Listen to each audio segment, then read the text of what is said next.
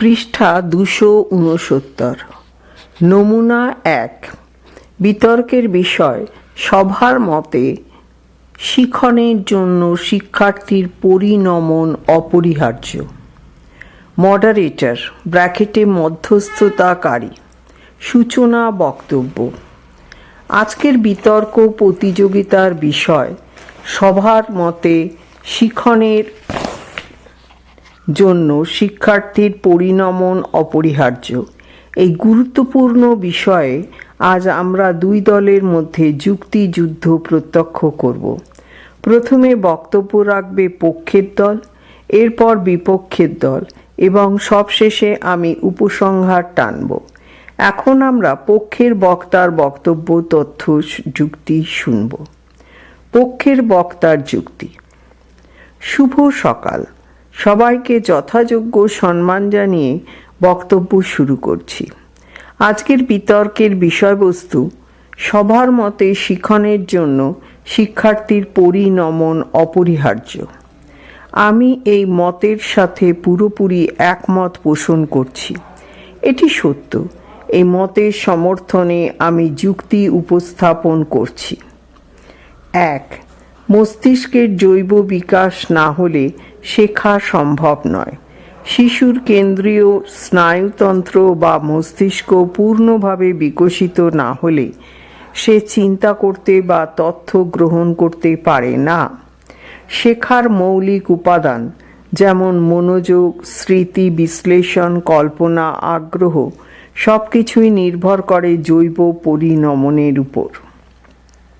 2. আমরা উল্লেখ করতে পারি পায়াগেট এর ধাপে ধাপে শেখার তত্ত্ব। পায়াগেট বলেছিলেন, শিশুদের শেখার ক্ষমতা তাদের মানসিক বিকাশের স্তরের উপর নির্ভর করে। যথাযথ পরিণতি না থাকলে তারা জটিল চিন্তাধারা বা বিমূর্ত ধারণা বুঝতে পারে না। 3. ইন্দ্রিয় পরিপক্কতা ছাড়া শেখা বা শিখন অসম্ভব। দৃষ্টি, শ্রবণ, স্পর্শ ইত্যাদি ইন্দ্রিয়ের যথাযথ পরিপক্কতা না হলে শিশুরা সঠিকভাবে দেখতে, শুনতে বা অনুভব করতে পারে না। ফলে শিক্ষার প্রাথমিক ধাপেই প্রতিবন্ধকতা সৃষ্টি হয়। 4.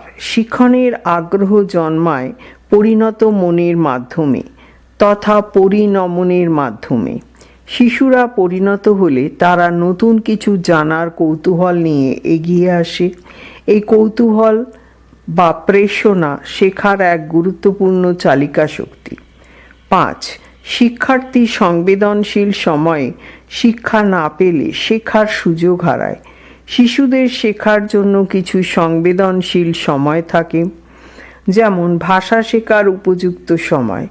এই সময়ে যদি শিশুর মস্তিষ্কের জৈব বিকাশ বা পরিণতি না ঘটে তবে সেই সুযোগ হারিয়ে যায়। 6. আবেগ নিয়ন্ত্রণ না থাকলে মনোযোগ বিচ্যুত হয়। পরিণত না হলে শিশুরা তাদের আবেগ নিয়ন্ত্রণ করতে পারে না। তারা উত্তেজিত, রাগান্বিত বা অতিমাত্রায় উদ্বিগ্ন হলে শেখার প্রতি মনোযোগ ধরে রাখতে পারে না। 7. সামাজিক দক্ষতা ছাড়া দলগত শিখন সম্ভব নয়। শিক্ষালয়ে অনেক কিছুই দলগতভাবে শেখানো হয়। পরিণমন না ঘটলে শিশুরা সহপাঠীদের সাথে মেলামেশা করতে পারে না।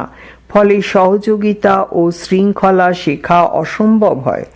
8. মনোযোগ ও স্মৃতির বিকাশ অপরিহার্য। একটানা মনোযোগ ধরে রাখা এবং শিখনের পর তা মনে রাখা, এই দুটোই শিখনের জন্য অত্যন্ত গুরুত্বপূর্ণ। এগুলি পরিণমনের সাথেই ধীরে ধীরে বিকশিত হয়। 9. চিন্তার স্বাধীনতা ও বিশ্লেষণী ক্ষমতা পরিণতির ফল। শিশুরা কেবল মুখস্থ নয়, বিশ্লেষণ করতে শেখে যখন তাদের চিন্তন ক্ষমতা গঠিত হয়। বিমূর্ত ধারণা বুঝতে হলে বয়স ও মানসিক পরিণতি দরকার। 10. শিক্ষা পূর্ণাঙ্গ বিকাশের পথ যা পরিণমনকে ধরে এগোয়। শিক্ষার উদ্দেশ্য হল শিশুকে সার্বিকভাবে বিকশিত করা। পরিণমনের ভিত্তিতে শিশুর শারীরিক, মানসিক ও সামাজিক দিকগুলি যথাযথভাবে বিকশিত হয়। তাই বলা যায় সবার মতই সঠিক। বিপক্ষে বক্তার যুক্তি। শুভ সকাল। সভায় উপস্থিত সকলকে যথাযোগ্য সম্মান জানিয়ে বিপক্ষের বক্তা হিসেবে আমার যুক্তি উপস্থাপন করছি। শিক্ষণের জন্য শিক্ষার্থীর পরিণমন অপরিহার্য। আমি এই বক্তব্যের তীব্র বিরোধিতা করছি। 1. শেখার তথা শিক্ষণের প্রাথমিক স্তর অনুপ্রেরণার মাধ্যমে শুরু হয়। বহু শিশু ভাষা, গান, অঙ্কন প্রভৃতি শেখে তাদের আভ্যন্তরীণ কৌতূহল বা পরিবেশগত অনুপ্রেরণার দ্বারা। তারা পরিণত না হয়েও শেখার প্রক্রিয়ায় যুক্ত হয়। 2. শিখন একটানা চলমান প্রক্রিয়া। শিখন কোনো এক স্তরে থেমে থাকে না। পরিণমনের জন্য অপেক্ষা না করে শিশু শেখার মধ্য দিয়ে আরও বিকশিত হয়। শিখন ও পরিণমন একে অপরকে সমর্থন করে। 3. পর্যবেক্ষণ ও অনুকরণ দ্বারাও শিখন সম্ভব। বান্দুরা এর মতে শিশুরা বড়দের দেখে অনুকরণ করে শেখে। এজন্য তারা কতটা পরিণত, তাদের মধ্যে উপযুক্ত পরিণমন ঘটেছে কিনা তা বাধা হয়ে দাঁড়ায় না।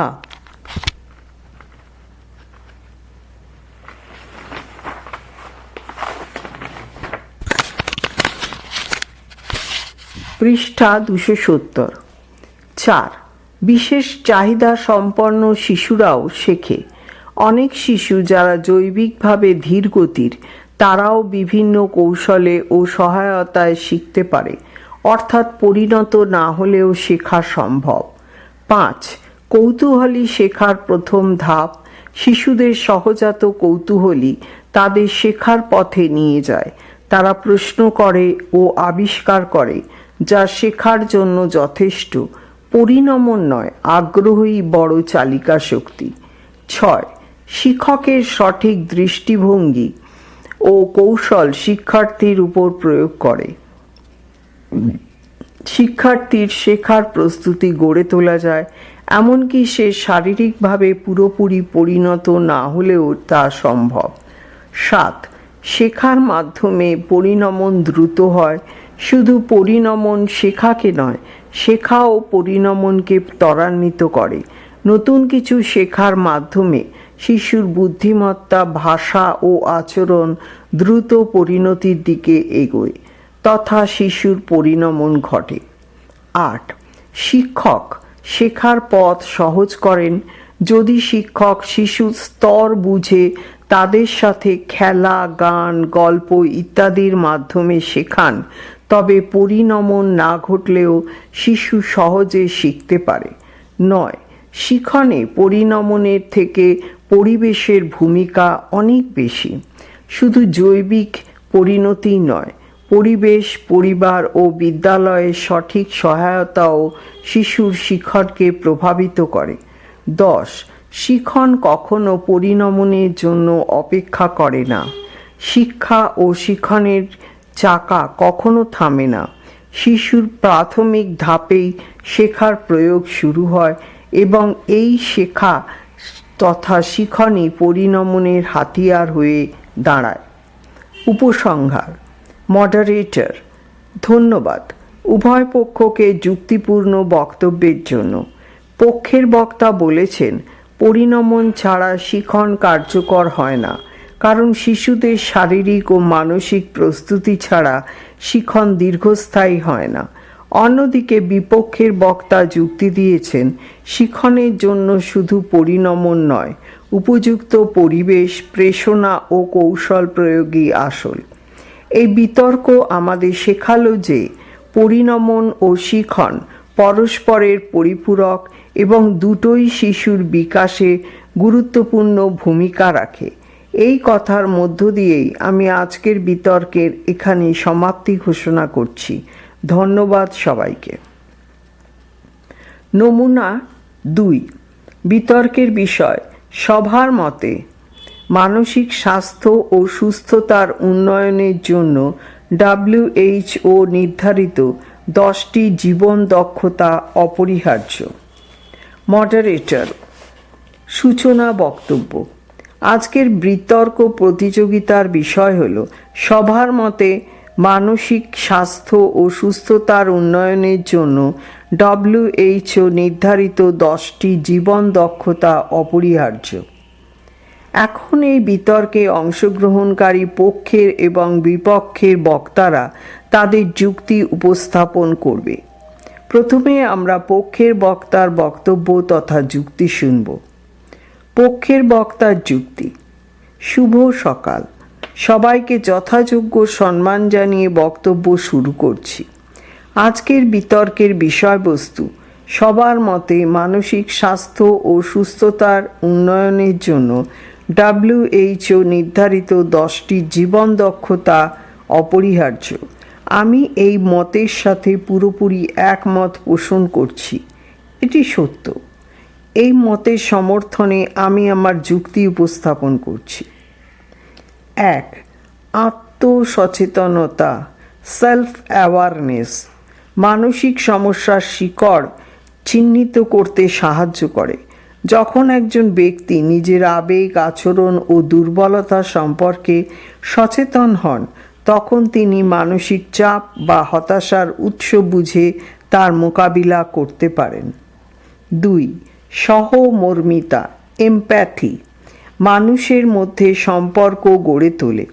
অন্যের অনুভূতি বোঝার ক্ষমতা থাকলে সহানুভূতি ও মানবিক সম্পর্ক উন্নত হয়, যা একাকিত্ব বা মানসিক বিচ্ছিন্নতা দূর করে।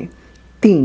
কার্যকর যোগাযোগ, এফেক্টিভ কমিউনিকেশন হলো মানসিক অবস্থা প্রকাশের মাধ্যম। নিজের মতামত, অভিজ্ঞতা বা কষ্ট প্রকাশের জন্য যোগাযোগ দক্ষতা অপরিহার্য। নিঃসন্দেহে এটি মানসিক চাপ কমাতে সাহায্য করে। 4. আন্তঃব্যক্তিক সম্পর্ক স্থাপন, ইন্টারপার্সোনাল রিলেশনশিপ স্কিলস আত্মসম্মান বাড়ায়। মানুষ সামাজিক জীব। সঠিক সম্পর্ক তৈরির ক্ষমতা মানসিক স্বাস্থ্যকে উন্নত করে ও সহায়তামূলক নেটওয়ার্ক গড়ে তোলে। পৃষ্ঠা 271। 5. সিদ্ধান্ত গ্রহণের দক্ষতা, ডিসিশন মেকিং স্কিলস ব্যক্তি আত্মবিশ্বাস যোগায়। জীবনে ছোট বড় সিদ্ধান্ত নেওয়ার ক্ষমতা থাকলে ব্যক্তি দোলাচলে না থেকে আত্মনির্ভর হতে পারে। 6. সমস্যা সমাধানের ক্ষমতা, প্রবলেম সলভিং স্কিলস মানসিক চাপ কমায়। প্রতিদিনের জীবনে সমস্যা সমাধানে সক্ষমতা মানসিক উদ্বেগ হ্রাস করে এবং কর্মদক্ষতা বৃদ্ধি করে। 7. সৃজনশীল চিন্তা, ক্রিয়েটিভ থিঙ্কিং বিকল্প পথ তৈরি করে। মানসিক সংকটে নতুন দৃষ্টিভঙ্গি বা সমাধান খুঁজে পাওয়ার জন্য সৃজনশীলতা অত্যন্ত জরুরি। 8. সমালোচনামূলক চিন্তা, ক্রিটিক্যাল থিঙ্কিং ভুল সিদ্ধান্ত প্রতিরোধ করে সব দিক চিন্তা করে সিদ্ধান্ত নিতে শেখা মানসিক ভারসাম্য বজায় রাখে এবং ভবিষ্যৎ অনুশোচনা হ্রাস করে। 9. আবেগ নিয়ন্ত্রণ, কোপিং উইথ ইমোশনস মানসিক ভারসাম্য বজায় রাখে। রাগ, দুঃখ বা হতাশার মতো আবেগ নিয়ন্ত্রণে রাখলে ব্যক্তি আত্মধ্বংসী পথে না গিয়ে সঠিক পথে চলতে পারে। 10. চাপ মোকাবিলা, কোপিং উইথ স্ট্রেস হলো সুস্থ মানসিক জীবনের চাবিকাঠি। স্ট্রেস মোকাবিলা করার দক্ষতা না থাকলে মানুষ মানসিক রোগে আক্রান্ত হতে পারে, তাই এটি মানসিক সুস্থতার মূলে রয়েছে। বিপক্ষের বক্তার যুক্তি। শুভ সকাল। সভায় উপস্থিত সকলকে যথাযোগ্য সম্মান জানিয়ে বিপক্ষের বক্তা হিসেবে আমার যুক্তি উপস্থাপন করছি। সবার মতে মানসিক স্বাস্থ্য ও সুস্থতার উন্নয়নের জন্য WHO নির্ধারিত 10টি জীবন দক্ষতা অপরিহার্য। আমি এই বক্তব্যের তীব্র বিরোধিতা করছি। মানসিক স্বাস্থ্য ও সুস্থতার উন্নয়নের জন্য শুধু WHO নির্ধারিত 10টি জীবন দক্ষতা অপরিহার্য নয়, অন্য উপাদানগুলিও সমানভাবে গুরুত্বপূর্ণ। 1. পারিবারিক ভালোবাসা ও সহানুভূতি মানসিক স্বাস্থ্য ও সুস্থতার উন্নয়নের প্রথম শর্ত। জীবন দক্ষতা না থাকলেও পরিবারের সঠিক দিক নির্দেশ ও স্নেহ মানুষকে মানসিকভাবে সুস্থ রাখে। 2. ধর্মীয় ও আধ্যাত্মিক চর্চা মানসিক শান্তি আনে। অনেক মানুষ ধর্মীয় আস্থা মাধ্যমে মানসিক কষ্ট থেকে মুক্তি পায়। এটি কোনো জীবন দক্ষতা নয়, তবুও কার্যকর হয়। 3. পেশাগত নিরাপত্তা ও আর্থিক স্থিতি মানসিক চাপ কমায়। নিয়মিত আয় ও পেশাগত স্বীকৃতি জীবনে স্থিতিশীলতা আনে, যা মানসিক স্বাস্থ্যের জন্য গুরুত্বপূর্ণ। 4. শারীরিক সুস্থতা মানসিক সুস্থতার ভিত্তি। শরীর অসুস্থ থাকলে মনও সুস্থ থাকে। স্বাস্থ্যকর খাদ্য, ঘুম, ব্যায়াম এসবই জীবনের অবিচ্ছেদ্য অংশ। 5. সামাজিক সহযোগিতা অনেক সময় দক্ষতার চেয়েও বেশি প্রভাব ফেলে। সমাজ, প্রতিবেশী বা বন্ধুদের সহায়তা ছাড়া অনেক সময় ব্যক্তি মানসিকভাবে একা ও দুর্বল হয়ে পড়ে। 6. অভিজ্ঞতা থেকে শেখা জীবন দক্ষতার চেয়েও বেশি কার্যকর। জীবনের বাস্তব সমস্যা ও সংকট মানুষকে নিজের মতো করে শেখায়, যা WHO এর তালিকার বাইরে হলেও কার্যকর হয়। 7. মানসিক রোগ চিকিৎসার মাধ্যমে নিরাময় হয়। দক্ষতা সবসময় প্রয়োগযোগ্য নয়। ক্লিনিক্যাল ডিপ্রেশন বা উদ্বেগ আক্রান্ত রোগীর ক্ষেত্রে শুধু জীবন দক্ষতা যথেষ্ট নয়, তাকে চিকিৎসাও নিতে হয়। 8. প্রতিটি ব্যক্তির প্রয়োজন আলাদা। একটি নির্দিষ্ট তালিকা সবার জন্য প্রযোজ্য নয়। সবার ব্যক্তিত্ব, অভিজ্ঞতা, সংস্কৃতি আলাদা, তাই একটি নির্ধারিত তালিকা মানসিক সুস্থতার একমাত্র পথ হতে পারে না। 9. সঠিক শিক্ষা ও সচেতনতা থাকলেই মানসিক স্বাস্থ্য উন্নত হয়। বহু মানুষ মানসিক স্বাস্থ্য সম্পর্কে সচেতন হয়ে ভালো থাকে, যদিও তারা WHOর জীবন দক্ষতা সম্পর্কে জানেই না। 10. কখনো সময় ও পরিবেশই মানসিক স্বাস্থ্যের সবচেয়ে বড় নির্ধারক হয়ে ওঠে। সঠিক সময়, সঠিক সহায়তা বা পরিবেশ পেলে মানুষ মানসিক সুস্থতায় ফিরে আসতে পারে। এটা কোনো দক্ষতার চর্চা ছাড়াই সম্ভব। উপসংহার। মডারেটর, ধন্যবাদ উভয় পক্ষকে।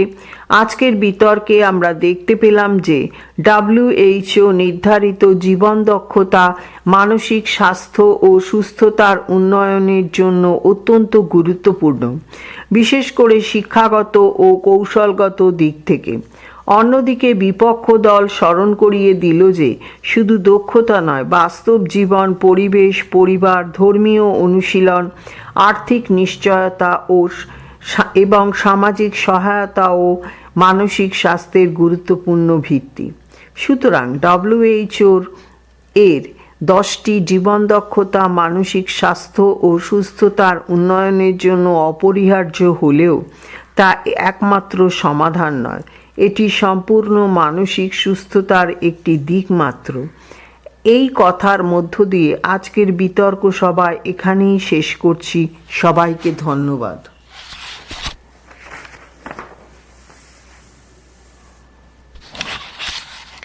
পৃষ্ঠা 272। নমুনা 3।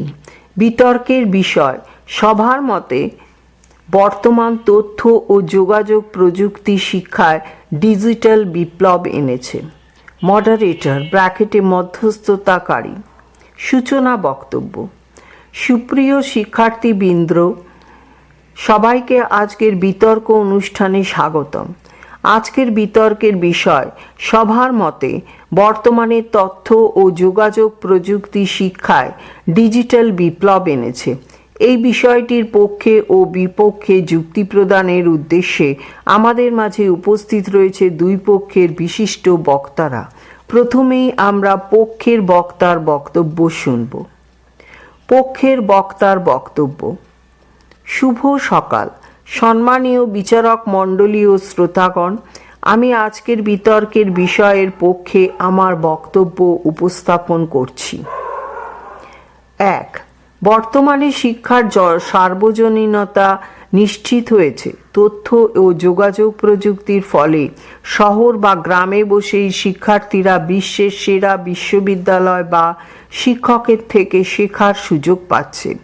ইন্টারনেট, স্মার্টফোন ও ল্যাপটপের সাহায্যে শিক্ষাকে সর্বজনীন করা সম্ভব হয়েছে। বর্তমানে শিক্ষাকে ঘরের মধ্যে আনা সম্ভব হয়েছে। এটি নিঃসন্দেহে একটি বিপ্লব। 2. অনলাইন শিক্ষা ব্যবস্থা চালু হয়েছে। কোভিড-19 অতিমারির সময়ে ডিজিটাল প্রযুক্তি শিক্ষাকে টিকিয়ে রেখেছিল। Virtual class, Zoom, Google Meet ইত্যাদির মাধ্যমে লক্ষ লক্ষ শিক্ষার্থী শিক্ষা গ্রহণ করেছে। এটি ছিল শিক্ষার ইতিহাসে এক যুগান্তকারী পরিবর্তন। 3. বর্তমানে ডিজিটাল কন্টেন্ট ও মাল্টিমিডিয়া শিক্ষার উপকরণ হয়েছে।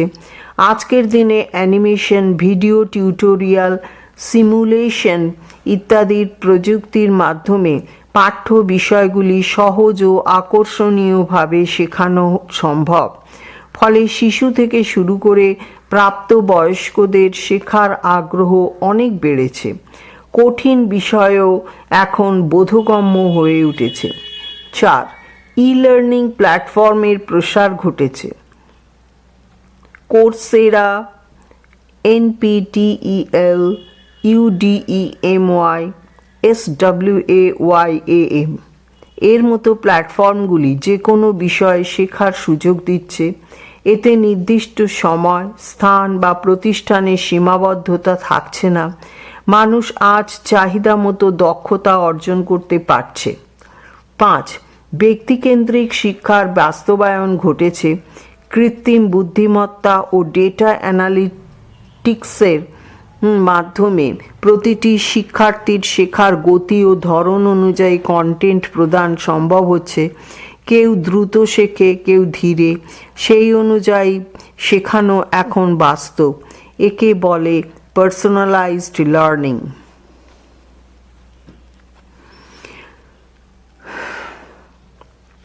6. শিক্ষকদের প্রশিক্ষণের সুযোগ বৃদ্ধি পেয়েছে। অনলাইন কোর্স ও ওয়েবিনার প্ল্যাটফর্মে শিক্ষকেরা স্বল্প খরচে ও কম সময়ের মধ্যে নতুন পদ্ধতি শিখতে পারছেন। ডিজিটাল শিক্ষার কারণে শিক্ষক উন্নয়ন সম্ভব হচ্ছে ঘরে বসেই। ফলে শিক্ষার মান বাড়ছে। 7. ডিজিটাল মূল্যায়ন পদ্ধতির সুবিধার সৃষ্টি হয়েছে।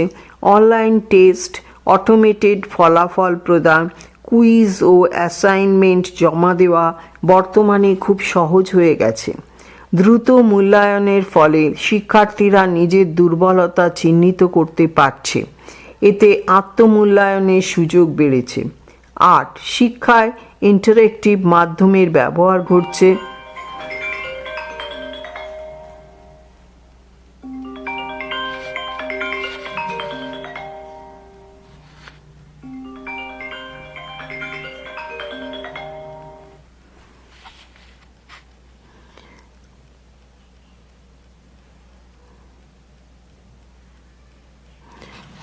শিক্ষায় ইন্টারেক্টিভ মাধ্যমের ব্যবহার করছে। কুইজ অ্যাপ, ইন্টারেক্টিভ টুল ব্যবহারে শিক্ষার্থীদের শেখার প্রতি আগ্রহ বেড়েছে। শিক্ষাকে শুধুই পাঠ নয়, মজার অভিজ্ঞতায় পরিণত করা সম্ভব হচ্ছে। 9. সারা জীবনব্যাপী শেখার সুযোগ সৃষ্টি হয়েছে। ডিজিটাল প্রযুক্তির সাহায্যে যে কেউ যে কোনো বয়সে যে কোনো সময় নূতন বিষয় শিখতে পারে। রিটায়ার্ড শিক্ষক, গৃহিণী বা কর্মজীবী সবার জন্য আজ শেখার দরজা খোলা। 10. সাশ্রয়ী ও পরিবেশ বান্ধব শিক্ষার ব্যবস্থা হয়েছে আজ।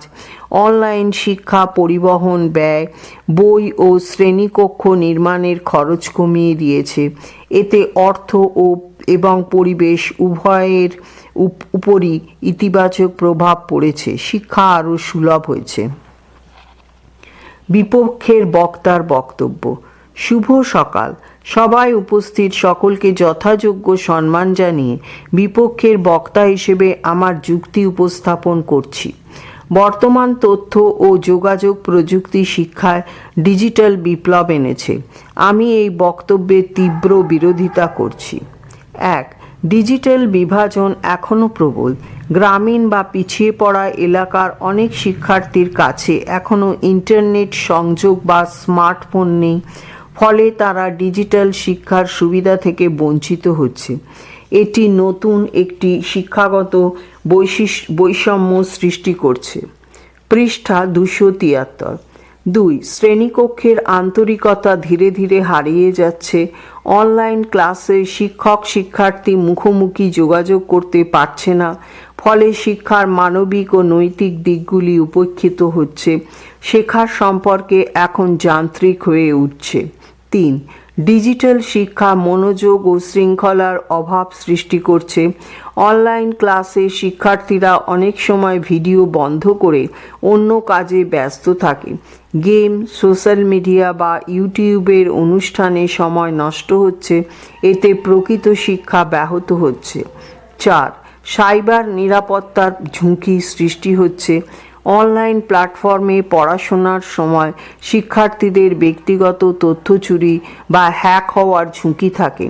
অনেকে প্রতারণার শিকারও হচ্ছে। বিশেষত ছোটদের সাইবার অপরাধের হাতে পড়ার ভয় বৃদ্ধি পাচ্ছে। 5. শিক্ষকদের চাকরির অনিশ্চয়তার সৃষ্টি হচ্ছে। একবার রেকর্ড করা ক্লাস অনেক জায়গায় ব্যবহার হওয়ার অনেক শিক্ষককে বাদ দেওয়া হচ্ছে। প্রযুক্তি দক্ষতার অভাবে অনেক শিক্ষক পিছিয়ে পড়ছেন। এটি সামাজিক দিক দিয়ে উদ্বেগজনক। 6. নকল করার প্রবণতা ও পরীক্ষায় অসততা বেড়েছে। অনলাইনে পরীক্ষা দেওয়ার সময় অনেক গুগল বা বই ব্যবহার করে সহজেই নকল করছে। এতে প্রকৃত মূল্যায়ন সম্ভব হচ্ছে না। শিক্ষার মান কমছে। 7. দীর্ঘ সময় স্ক্রিনে থাকার নেতিবাচক প্রভাবও সৃষ্টি হচ্ছে। অনলাইন শিক্ষার কারণে শিক্ষার্থীরা ঘন্টার পর ঘন্টা স্ক্রিনের দিকে তাকিয়ে থাকে। এতে চোখ, মস্তিষ্ক ও শরীর ক্ষতিগ্রস্ত হচ্ছে। ঘুমের সমস্যাও তৈরি হচ্ছে। 8. অতি নির্ভরতা চিন্তার বিকাশে প্রতিবন্ধকতা সৃষ্টি করছে। গুগল বা অ্যাপ নির্ভরতায় শিক্ষার্থীরা নিজেরা চিন্তা না করে শুধু খোঁজ করে উত্তর জানাচ্ছে। এতে বিশ্লেষণ ক্ষমতা ও সৃজনশীলতা কমে যাচ্ছে। 9. ক্লাসরুমের সমন্বয় অভিজ্ঞতা বিঘ্নিত হচ্ছে। সহপাঠীদের সঙ্গে আলোচনার মাধ্যমে শেখার যে অভিজ্ঞতা হয় তা অনলাইন মাধ্যমে পাওয়া যায় না। শ্রেণীকক্ষের সেই পরিবেশের একটা সামাজিক মূল্য রয়েছে যা ডিজিটাল মাধ্যমে অনুপস্থিত। 10. শিক্ষার উপর বাণিজ্যিক চাপ বেড়েছে। অনেক ডিজিটাল অ্যাপ ও কোর্স অর্থের বিনিময়ে সেবা দেয়। ফলে গরিব শিক্ষার্থীরা ভালো মানের ডিজিটাল শিক্ষা থেকে বঞ্চিত হচ্ছে। এতে অর্থনৈতিক বৈষম্য আরও বাড়ছে।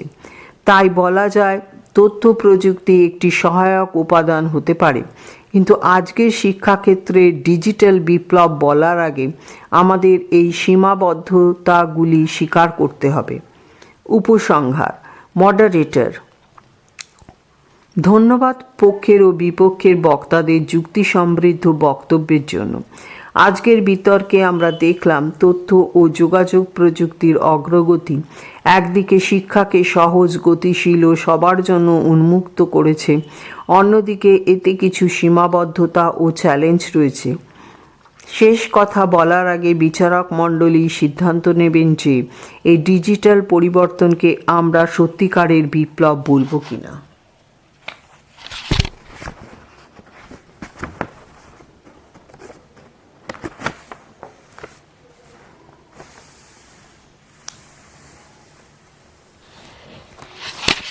পৃষ্ঠা 276। Model question paper 1, full marks 40। 1, যে কোনো দুটি প্রশ্নের উত্তর দাও। এ, ভাইগটস্কির শিখন কৌশল আলোচনা করো। বি, ব্যক্তিত্বের স্বরূপ বা প্রকৃতি লেখো। শিক্ষায় ব্যক্তিত্বের গুরুত্ব কী? সি, কেন্দ্রীয় প্রবণতা কাকে বলে? নিম্নের প্রদত্ত স্কোর থেকে গড়, মধ্যম মান ও মোট বের করো। নিচে একটি টেবিল দেওয়া আছে, সেখানে 7টি কলাম আছে। প্রথমে score 16 to 20, 20 to 25, 26 to 30, 31 to 35, 36 to 40, 41 to 45। নিচে ফ্রিকোয়েন্সি 2, 8, 10, 15, 10, 5। 2, যে কোনো দুটি প্রশ্নের উত্তর দাও। এ, মানসিক চাপ সমস্যার প্রধান লক্ষণগুলি লেখো। বি, ধ্যান বা মেডিটেশন অনুশীলনের উপায়গুলি লেখো। সি, শিক্ষার প্রযুক্তি ও শিক্ষার প্রযুক্তির এর মধ্যে পার্থক্য লেখো। 3, যে কোনো 5টি প্রশ্নের উত্তর দাও। এ, মনোযোগের দুটি বৈশিষ্ট্য লেখো। বি, আগ্রহের দুটি বৈশিষ্ট্য লেখো। সি, মননশীলতা বা মাইন্ডফুলনেসের দুটি বৈশিষ্ট্য লেখো। ডি, হার্ডওয়্যার প্রযুক্তি বলতে কী বোঝো? ই, শিক্ষাগত প্রযুক্তির দুটি প্রয়োজনীয়তা লেখো। এফ, শিক্ষাক্ষেত্রে পরিসংখ্যানের দুটি উপযোগিতা উল্লেখ করো। জি, কল্পিত গড় পদ্ধতিতে সম্যক বিচ্যুতি নির্ণয় সূত্রটি লেখো। পৃষ্ঠা 275। Model question paper 2, full marks 40। 1, যে কোনো দুটি প্রশ্নের উত্তর দাও। এ, লেখচিত্র কাকে বলে? লেখচিত্রের মাধ্যমে উপস্থাপনের সুবিধাগুলি কী? প্রদত্ত পরিসংখ্যা বন্টন অবলম্বনে একটি আয়ত লেখ অঙ্কন করো। নিচে একটি টেবিল দেওয়া আছে, যে টেবিলে 10টি কলাম আছে। ওপরে হচ্ছে প্রথম কলাম হচ্ছে score 55 to 59, 60 to 64, 65 to 69, 70 to 74, 75 to 79, 80 to 84, 85 to 89, 90 to 94, 95 to 99। তার নিচে পরিসংখ্যা 2, 4, 7, 10, 16, 9, 7, 5, 3। বি, প্রমাণ বিচ্যুতি কাকে বলে? নিম্নলিখিত পরিসংখ্যা বিভাজন থেকে প্রমাণ বিচ্যুতি নির্ণয় করো। এর নিচেও একটি টেবিল দেওয়া আছে, যে টেবিলে 8টি কলাম আছে। প্রথম হচ্ছে শ্রেণী বিভাজন 11 থেকে 20, 21 থেকে 30, 31 থেকে 40, 41 থেকে 50, 51 থেকে 60, 61 থেকে 70, 71 থেকে 80। তার নিচে হচ্ছে পরিসংখ্যা 2, 4, 7, 9, 6, 3, 1। সি, অন্তর্দৃষ্টিমূলক শিখনের বৈশিষ্ট্যগুলি লেখো। অন্তর্দৃষ্টিমূলক শিখন কৌশলের শিক্ষাগত প্রয়োগ লেখো। 2, যে কোনো দুটি প্রশ্নের উত্তর দাও। এ, শিক্ষা প্রযুক্তির বৈশিষ্ট্যগুলি লেখো। বি, বিষণ্ণতা সম্পর্কিত সমস্যার প্রধান লক্ষণগুলি লেখো। সি, আচরণগত সমস্যার প্রধান লক্ষণসমূহ লেখো। 3, যে কোনো 5টি প্রশ্নের উত্তর দাও। এ, প্রেষণা চক্র কী? বি, বুদ্ধির পরীক্ষা নির্ভর সংজ্ঞা লেখো। সি, মানসিক সুস্বাস্থ্যের দুটি লক্ষণ লেখো। ডি, শিক্ষা প্রযুক্তিতে যে 5টি এম সমন্বিত হয় সেগুলি কী? ই, শিক্ষা রাশিবিজ্ঞান কী? এফ, অবিচ্ছিন্ন চল বলতে কী বোঝো? জি, প্রত্যক্ষভাবে স্কোর বা রাশি তথ্য থেকে সম্যক বিচ্যুতি নির্ণয়ের সূত্রটি লেখো।